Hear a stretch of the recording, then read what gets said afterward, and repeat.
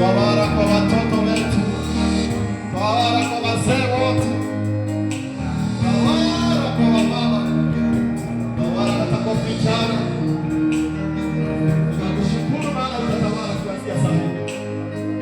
Tunakushukuru maana utatawala, mambo yote yatakuwa sawa katika jina la Yesu Kristo.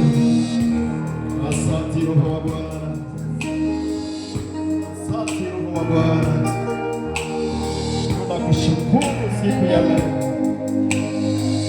tunakupa sifa maana wewe ni Mungu.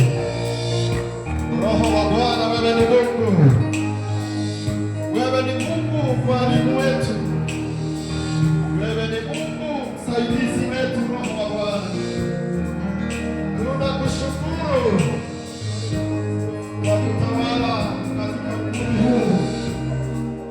Tunakushukuru Roho wa Bwana kwa kutawala juu ya maisha yetu, juu ya maisha yetu ya wokovu. Roho wa Bwana,